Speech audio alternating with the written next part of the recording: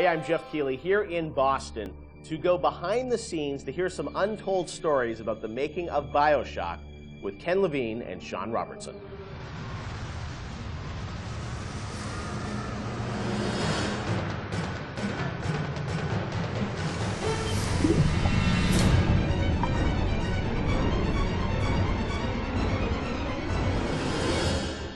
Let's talk a bit about the theme and setting of BioShock Rapture. I think a lot of people, when they played the game for the first time, Ken, they wondered, how did you even dream up this place? And I know you said publicly before that part of the reason you what led you to Rapture was this idea of fully simulating a place. Tell us about that sort of idea and the frustrations you had with other games where you sort of hit a bound. I think our philosophy was always to do what we were doing 100% rather than try to do something bigger and do it 50% or 40%. So one of the ideas of, and this sort of came from System Shock 2 as well, where you focus on an area that you can really bring to life and you kind of eliminate the questions of, well, why can't I go over the bridge to New Jersey? So we were able to really make a place, I think, that felt believable and real, even though in actuality it was really quite limited. But we just sort of dressed it with all these buildings outside that were all, were all basically glorified fakes. We let the story drive what we needed to show rather than some kind of like predetermined map which we set down, which is a little different than like System Shock 2, where we actually mapped a spaceship out deck by deck. Yeah. Because I don't know what the philosophy felt a little different there, because you want to feel like a real spaceship that was sort of stacked on top of each other.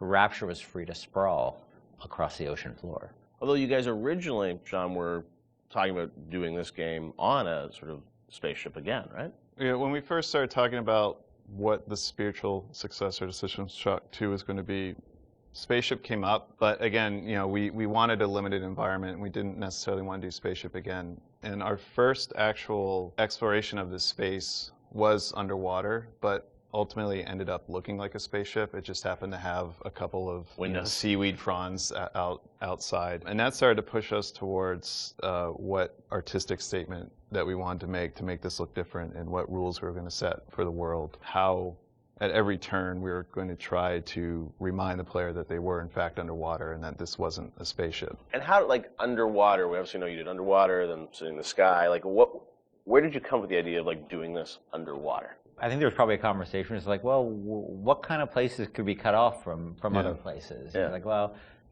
spaceship, summer camp, any island notion, right? Something that's cut off from the rest of the world. Yeah. So you never felt like you should be able to go over that bridge to New Jersey. I don't want to apply some deep and meaningful conversation. I think it was one of those ideas that you just kind of say, and then everybody's, that sounds cool. Let's try that.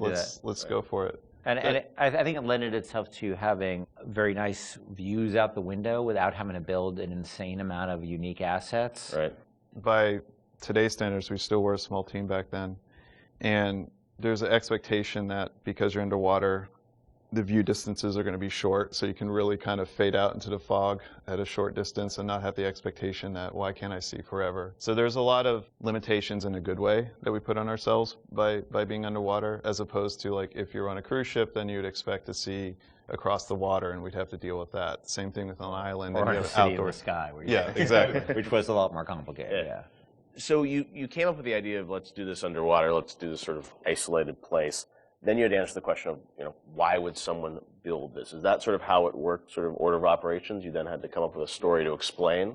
Yeah, I think we wanted a very believable reason why they'd be there. Right. And sort of the necessary isolation of the place sort of led to, well, what kind of person would want to do this? And I wasn't even particularly aware of the sort of political implications of what I was reading, but I'd been reading, I had read The Fountainhead. Right. By Ayn Rand, and I mostly thought it was an interesting story. Like, I didn't realize that people were sort of basing their sort of political lives around it, because I wasn't that tuned in to that stuff at that point. And so, but I love the dialogue and the kind of speechifying in it, because you can see a video game character speaking with that kind of certainty and that kind of confident philosophy. It just seemed like a natural kind of thing to apply to this place. And so it just sort of all came together as a sort of who is the guy who would do this? Well, that character. He was sort of this amalgamation of characters from Ayn Rand's books and Ayn Rand herself. This sort of idealistic person who says, well, the only way to do this is to separate from the rest of the world. Right. And that led to Andrew Ryan. I am Andrew Ryan, and I'm here to ask you a question. Is a man not entitled to the sweat of his brow? No, says the man in Washington, it belongs to the poor.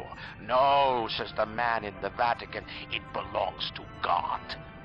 No, says the man in Moscow, it belongs to everyone.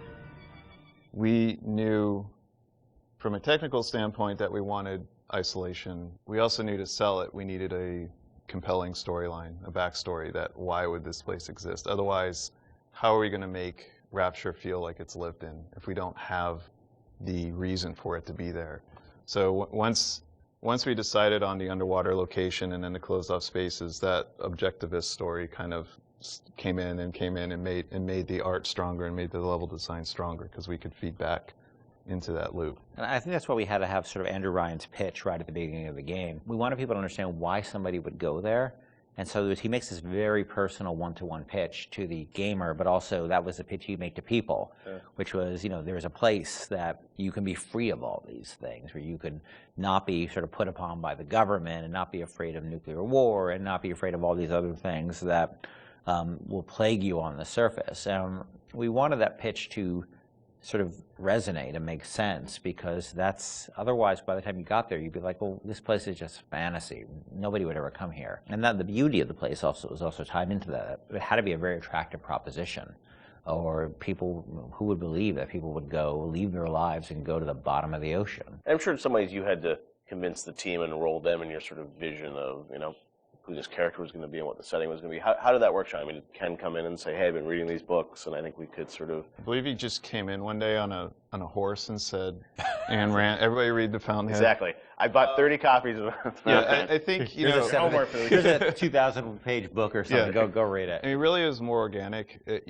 Like I said, we knew that we had this location, and you struggle to fill it with stories, and you struggle to find meaning of why does this place exist?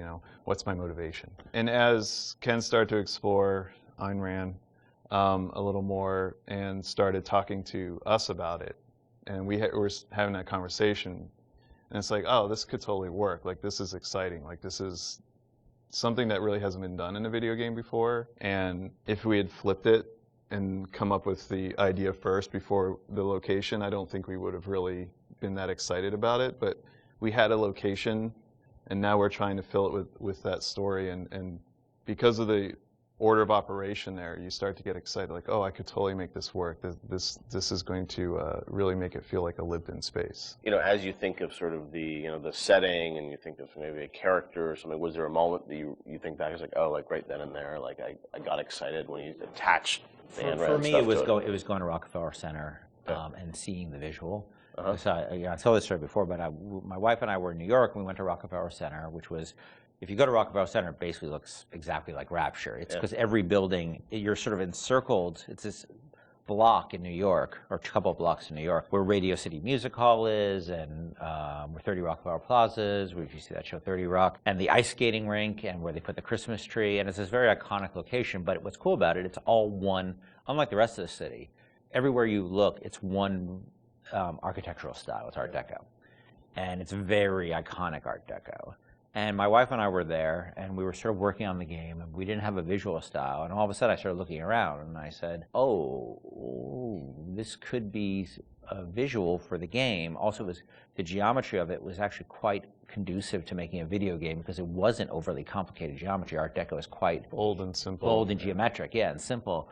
And so my wife and I bought a couple of tourist cameras this was before iPhone cameras, exactly. Throwaway cameras, yeah, throwaway cameras, those little Kodak things, and we just started photographing doorknobs and light fixtures, and just sort of developed the photos. Remember that? Brought them in and said, come to the office. Here's a stack of stuff. Here's a stack of photos. Take a look. I'll see you guys in a couple of years. Go make this.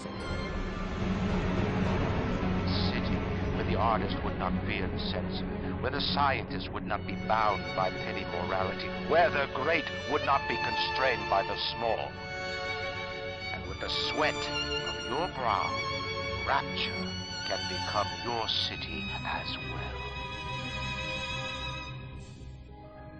So you had kind of a theme, you came up with an art style, some of the iconic characters, and then, you really had to build the narrative around it.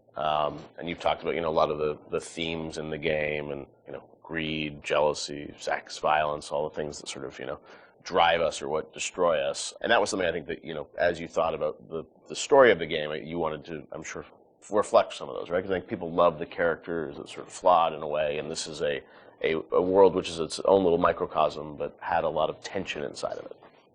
Yeah, I mean, the character of Ryan was sort of, he's basically invisible through most of the game, right? Except for a very small portion. But he's very present because he exists, the city is him, right? It's such a representation of him. We never want to cut away to a cutscene where you saw Andrew Ryan, planning and scheming. We wanted him to be very present without actually being present. But once you had Ryan, once you had his desire to protect this vision of his, you just had to then come up with the characters who'd be arrayed in opposition to him. So we had this character, the Big Daddy, and then eventually the character of the Little Sister. And so characters like Tenenbaum came along, like, here's a person who's in opposition to him for this reason. And then you have, for more noble reasons. And then you have a character like Atlas, who's much more cynical opposition. Once we had all those characters arrayed, we're like, well, who are you? And, you ended up being a sort of, a pawn in the middle of all this opposition to Ryan. We just kept kind of homing in on that theme and making sure that you weren't, eventually figuring out that you couldn't just be here by an accident, that you're an integral part of this story, even though you don't know you're an integral part of this story. You think you're just there by happenstance. Look, Mr. Bubbles, it's an angel. I can see light coming from his belly. Wait a minute, he's still breathing. It's all right. I know he'll be an angel soon.